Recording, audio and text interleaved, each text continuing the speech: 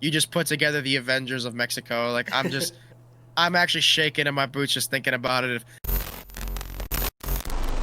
So here I am with Ozone, now of E1 Allstars, which is really good because you guys are heading into Element 2, and you've got the Allstars from Element 1. It's great. Something like Uh, that. Dude, like, heading into Element 2, you're coming in as one of these invited teams. Like, what are your expectations, and, like, what are your goals for this second Element tournament? I mean, the expectation is that we move from E1 to E2 All Stars, right? I mean, like that. The ultimate goal is to win the whole thing, right? Yeah. And I think the goal, like the goals are always going to be the same. It's just going to come into every single game. I mean, play 110%, literally leave it all on the field, and play the best siege that you can. I think that when everybody plays the best siege that they can, like our roster can definitely win the whole thing. It's just going to be about making sure that every single person is on and is giving it their all because, we're at a point where there is a lot of interesting things happening in the next tier above us. Yep. So, depending on some performances from some people, there might be some things in the future. So, I'm me personally as just like a leader for the guys. I'm expecting nothing less but 110% from every single person, myself included. Right. And I know at least pre roster change, you guys were definitely one of the top T2 teams in the scene in a post Element 1 world. But you were having some like troubles with consistency to a certain extent because, TPL is the go to example of like you're up two, you get reverse swept. But also like XGS, a little bit of a rust 1-3, Swift yeah. stage. Like, are those inconsistency problems being fixed by swapping out Trevmac for Twist? Because I mean, that boy with the 2x and the ACOG, like we know that he's a very vocal and very like useful member of a team when put in the right positions. I love Trev. I think Trev is a great guy, and I think he's a good player. I think that Sean Twist, like coming by, and after he got dropped from LG, wanting to play, wanting to change his role from hard breach to just being on something more flexible. I Yeah, think like for us, the decision was kind of obvious that it was something we were going to take. You know what I mean? yeah, The guys already have a great relationship with Sean and or Twist, right? And I've always wanted to play with him. And so like the the season for XGS was rough. Getting reverse swept kind of sucked. I mean, it is what it is, right? Like the eye yeah, is always on E2, right? Like I mean, you do what you can to be best at all times. But I mean, if I'm being honest, it's like people have bad stages, right? I mean, we yeah. collectively had, a rough go at it for XGS. I know I personally like had probably the worst performance I've ever had in like anything for that stage of XGS.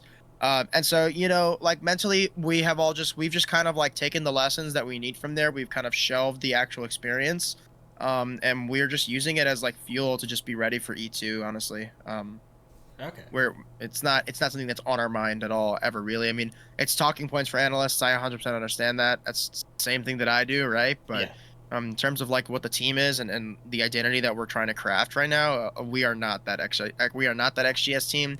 We are not that reverse swept TPL team. So Got it. And I did have a question about who the secondary voice is, and like, from your perspective as an IGL, what kind of input a secondary voice needs to have? Because a lot of people I've talked to have been like, Trev Mack is a great secondary voice, but they heard that he wasn't being like the secondary shot caller or whatever. I don't know how accurate that is, but like that's definitely one of his strong suits. And if you've got other people on the roster also providing that, or you don't think like some IGLs don't want as much of a secondary caller; they just want people mm. feeding them the info. Like who is your secondary caller if you even have one? So I mean, the system that we run is not necessarily a kind of like primary, secondary, tertiary, or like caller system. Okay, I am the IGL, right? And so what that means for the team is like all final decisions go through me, right? Like that's kind I of see. what we need. Um, I'll call it the initial take, right? But the one thing that I always emphasize to the guys is like if you have an idea, you need to voice that idea. Got it. I encourage everybody to talk and give their ideas, and if they see something, my job is not to shut them down. My job is to say either yeah, we can do it. No, I think we stick with our plan. And if I say yes, I'm gonna put everybody else in the positions to kind of do it so we're all on the same page as a team, right? Like, Okay. Yeah. for me, it's a pace control. It's kind of setting the tempo. It's looking for like our win conditions and looking for those isolations. But you know, like everybody has kind of stepped up and called things that they've seen kind of on their own accord. You know, like Yeah. Yeah. I think Sean coming out of Pro League or just coming out of Pro League has some good experience in terms of like what it sounds like to be like a productive member in communications, and so you know he does voice his ideas very often. But like Rival and Candle and even Skunky, right? Like provide their input, you know, whenever they can. So Okay. I feel like we built up a really good environment of everybody just kind of sharing their opinions and thoughts, and you know I try to incorporate as much of them as much as I can, right? Because at the end of the day, I'm not perfect, Yeah. right? I think I'm the smartest, but I 100% like need the input from everybody else. It can't just be a one man show.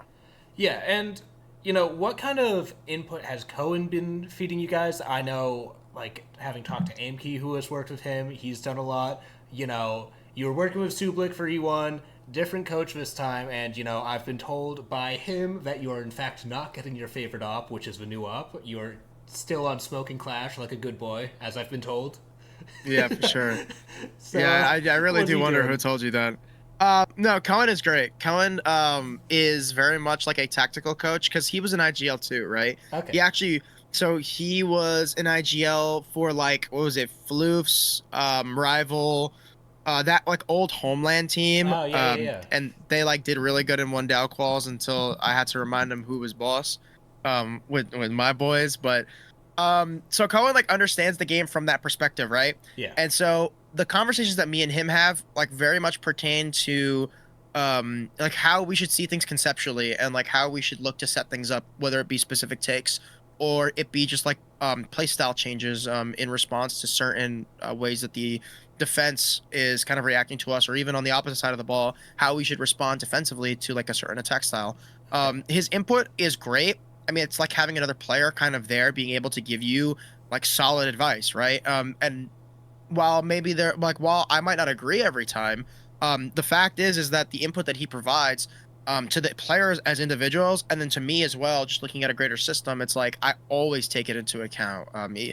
You know, the things that he says is invaluable, really. Like, and the sad thing is like it's completely intangible because the only thing you'll see out of Cohen is like the strats, but you don't see like the development he does with everybody. I mean, you don't see the ideas that he has for you know, certain takes that I've been running, and he's like, well, maybe this is how we make it better, right? And it's like, you know, we sit there and we cook up a little bit. So I mean, Cohen's been great. I love Cohen. It's just like it's not necessarily like better or worse than Sub is a different kind of coach, Yeah. right? Yeah. And Cohen is like different in that he comes from like the exact he's cut from the same cloth that I am, right? Yeah. So it's like we see the game in a very similar-ish way, right? And so it's good to have challenges to like my ideas, right? And to have somebody that can develop players like I can. Right. And I do want to pick your brain a little bit about the meta. As far as I understand, which could be very wrong, we will be seeing Tubarao, or however it's Yes. pronounced, in Element 2. I Yes, we picked your will. brain a little bit in that, like, 2.5 minute video at the major, but, like, having sat on it, having played in TS with your team, So annoying. he's So annoying. He's annoying. I mean, he really is annoying. Like his ability to stall an attack's push, in like very pivotal. That's a word. It's a hard one. Spots is insane. I mean, the gun first of all is disgusting. Like, if you're running the MPX, like, can I swear on this? Oh, Like, yeah, I don't I even. don't care. Your ass if you run the MPX. I'm sorry, it's just like straight delusion. That gun is ridiculously good. It's like it does an You're talking about absurd the amount of Mark, damage. The Mark AR-15. 15. Yeah, yeah. AR-15. Yeah, the AR-15. Yeah, it only has 10 bullets, but a 1.5 with like a round that will literally two-shot like almost every attacker in a meta where like people are starting to bring less and less 3 armors. I mean, it's really stupid. Like, he's good. His ability kind of forces a math pick on a lot of areas, and the very interesting thing that there's like a really interesting interaction in like the rock paper scissors game where it's like you bring it to Tubarao, right? If you bring him long enough, they start to bring Maverick. But the thing is that if you bring Mav and you expose for a half a second to him, you will get your legs blown off by the AR-15. Like you literally die like that. Yeah. There's been multiple times where like oh my god, or if there's a TCSG on the other end, good luck. Like it's Terrifying. he's making what I will say is I'm not sure he's oppressive. Okay. I haven't seen people play him well enough. I definitely think that we're probably playing him. I haven't seen like a lot of top teams play, to be fair. I've scrimmed a good few people though. Yeah. I'm not sure if maybe I haven't seen people play him to the extent to which he can be used, but I definitely think and I'm not going to spoil anything if I'm being real. Yeah. There are some mechanics in his usage that makes him pretty good in my opinion, and I think like people really just are going to be using him kind of like mindlessly. And when we get to a point where people kind of really understand like the best way to be using him, it's just going to be annoying. Like it really is just going to be annoying. Okay. Like it wastes so much time. You're kind of forced to run Maverick. Like I'm just like, I'm not complaining. I love Mav, but Mav's it's fun. like, oh my goodness, like God forbid the other side of the map you want to open up some pressure and he just stalls you for like 2 minutes. I mean, it's insane. Yeah, and I did want to see what your thoughts are with like his quote unquote secondary use of the gadget. You know, the primary use that everyone thinks of is delaying the hard breach gadget, delaying the gadgets, but you can also like he has some pretty interesting interactions with like, you know, if you cool down an area and Ying walks in front of it, like her glasses don't like protect her from the blinding, or you know you can Really, I did not know that. or like you I did know not know if that. you hit yourself with the cooling mine, glass can't see you as easily in the thermal scope, and Yeah, I like saw that. stuff like that. You know, do you think any of those like weird niche interactions with like gadgets or slowing people down will be used at all, or is that going to be like niche situations of a primary usage is just going to be like, hey, you can't trick this wall right now. This is the defense's wall right now.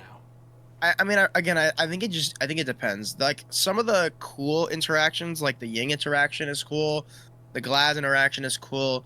I just think like primarily his biggest use case is like you're gonna be if you're using his gadget to slow, you need to use it like a Mel or like a Elamine, where you don't throw it at somebody, you don't put it directly in front of them. It has to be out of the way where the AOE kind of stretches around that corner. Yeah. Because the one thing that I've realized is like if you try to use it to just if you try to use it like a sage Yeah, orb, save slow.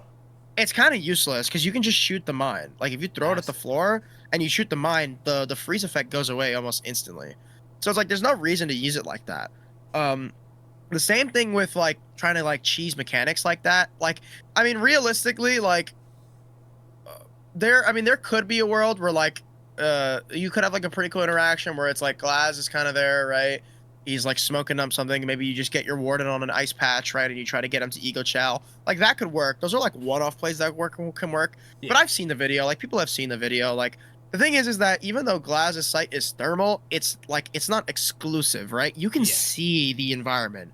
So you will see if somebody is like moving in your LOS. It might take you a second to register it, but like I'm sorry, if I'm Glaz and I see, even if he's like not green, if I see a warden slowly moving into my LOS, I'm like, what is that guy doing? Yeah. Like, Yeah. and it's a freebie. I don't know. I think like the gadget interactions are the biggest part. Is the Oh, biggest thing. okay. The ability to like slow those gadget interactions and to completely stall things is like, in my opinion, what his most important like use case is. And Okay. I think like that's only going to become more evident as people like find the correct interactions and the correct synergies to make it like that much more annoying. Right.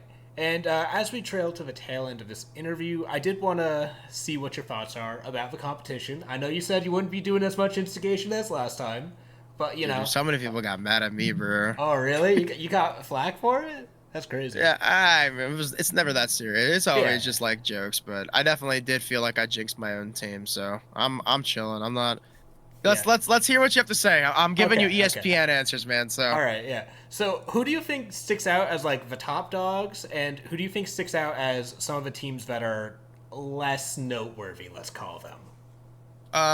what I'll say is this. I think this is an uncontroversial opinion. I think every invited team is going to be solid, barring a few that have made questionable roster changes. And then I would say like the qual teams are easily going to be the weaker teams. Okay. I mean, if just watching like some of the games yesterday, like some games of all time, genuinely, but You know, like they might surprise, honestly. Like when you get to the regular season, things really do change. Okay. But I definitely expect, like, especially like some of these MXPL teams, like if I'm being honest, like Alpha Theris right now with like Akabil and Ivan at the front is like actually like an insane thing to look at, bro. It's like you just put together the Avengers of Mexico. Like I'm actually shaking in my boots just thinking about it. If all I'm saying is if we hop on Scus, like I'm protesting, bro. Like we are not. Don't give them any more. I want to host on European servers, bro. Like I don't even care, bro. Even the advantage out. I'm not doing this. Yeah, that's fair. That's fair. I have heard that people are very worried about Alpha Theris with that Akabil pickup, so that does in fact track. Do you think we'll see some improvement from Centenegra? I don't. I know the Wikipedia Yes. says TBD. Yes. So Yes, no, like, yes, 100%. And I think like what I will say is this: I think the disrespect to Cincinnati 100% warranted when it actually happened in Element One. They looked horrible. It was some of the most embarrassing gameplay I've ever seen from like any T2 team, and they were playing Sway. So it was it's like not even a mid off. It's like the battle of two just horrendous teams. It was comedy. I was in a call with people that didn't make the league. They were infuriated. They're like, these guys made the league. I didn't make the league. I'm like, yes, bro, like be better. Look at these trash ass motherfuckers making the league. But what I will say is, since then, CNE has like significantly turned it around. In fact, okay. like Cincinnati's the team, I'm pretty sure that knocks Revan out of the last chance Oh, qual. okay. I'm like 90% sure it was Cincinnati. It might have been I'm actually 90% sure. If it wasn't them, it was Cincinnati that made a pretty solid run in last chance quals for Mexico. Like that is Okay. a significant improvement from being able to like barely win out against like I don't Sway. remember who was on Sway, but like barely being able to win out against like the sorriest team in the entire league in Element One, right? To like doing that significantly well. I mean, like it's That's I'm good. impressed. I'm not gonna sleep on them. I think some people will 100% sleep on them, but I think it's a mistake. I really do. Okay, sweet. And then final thing here, is there anything you want to say? Any anti jinxes, anti curses from coming on this interview?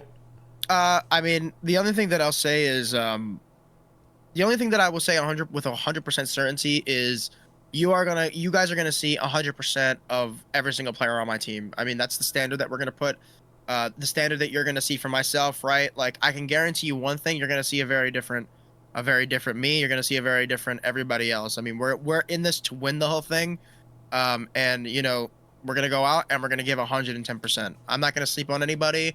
I'm not gonna do anything. As far as I'm concerned, if I'm being honest, like uh, if I could probably tell you who's on the team, but as soon as we're in server, it's like you're playing like blank faces. You know what I mean? Yeah. It's never about the other team. It's 100% about what we're doing. And so these next 2 weeks and for the remainder of Element 2, it's 110% focus from every single person.